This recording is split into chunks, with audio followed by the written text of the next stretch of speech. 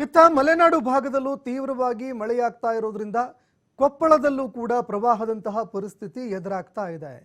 ಇನ್ನು ತೀವ್ರತರವಾಗಿ ಮಳೆಯಾಗ್ತಾ ಇರೋದಕ್ಕೆ ತುಂಗಭದ್ರಾ ಡ್ಯಾಮ್ ಸಂಪೂರ್ಣವಾಗಿ ಭರ್ತಿಯಾಗಿದೆ. ಹೀಗಾಗಿ ಹೊರಹರಿವಿನ ಪ್ರಮಾಣ ಕೂಡ ಹೆಚ್ಚಳವಾಗ್ತಾ ಇದೆ. ತುಂಗಭದ್ರಾ ಜಲಾಶಯ ಸಂಪೂರ್ಣವಾಗಿ ಭರ್ತಿಯಾಗಿ ಪ್ರವಾಹದಂತಹ ಪರಿಸ್ಥಿತಿ ಎದುರಾಗುವ ಸಾಧ್ಯತೆ ಇದೆ. ತುಂಗಭದ್ರಾ ಜಲಾಶಯದ ನದಿ ತೀರದ ಜನರಿಗೆ ಪ್ರವಾಹದ ಭೀತಿ ಎದುರಾಗ್ತಾ ಇದೆ. ಇನ್ನು ಜಲಾಶಯದ ಒಟ್ಟು 30 ಕ್ರಸ್ಟ್ ಗೇಟ್ಗಳ ಮೂಲಕವಾಗಿ ಒಟ್ಟು 90,000 ಕ್ಯೂಸೆಕ್ ನೀರು ಬಿಡುಗಡೆ ಮಾಡಲಾಗ್ತಾ ಇದೆ.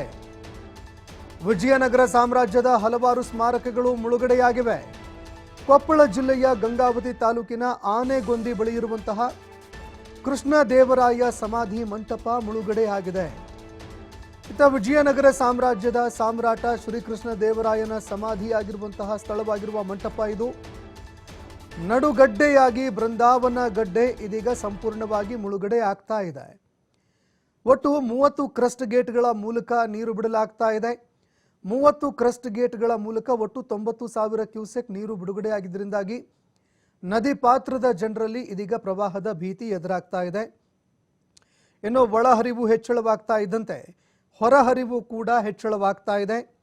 ಅಪಾರ ಪ್ರಮಾಣದಲ್ಲಿ ನೀರನ್ನ ಬಿಡುಗಡೆ ಮಾಡಲಾಗ್ತಾ ಇದೆ. ಇನ್ನು ಮಲೆನಾಡಿನ ಭಾಗದಲ್ಲಿ ಹೆಚ್ಚು ಮಳೆಯಾದರೆ ಈ ಭಾಗದ ಜನರಿಗೆ ಇನ್ನಷ್ಟು ಆತಂಕ ಎದುರಾಗುವಂತಹ ಸಾಧ್ಯತೆ ಇದೆ.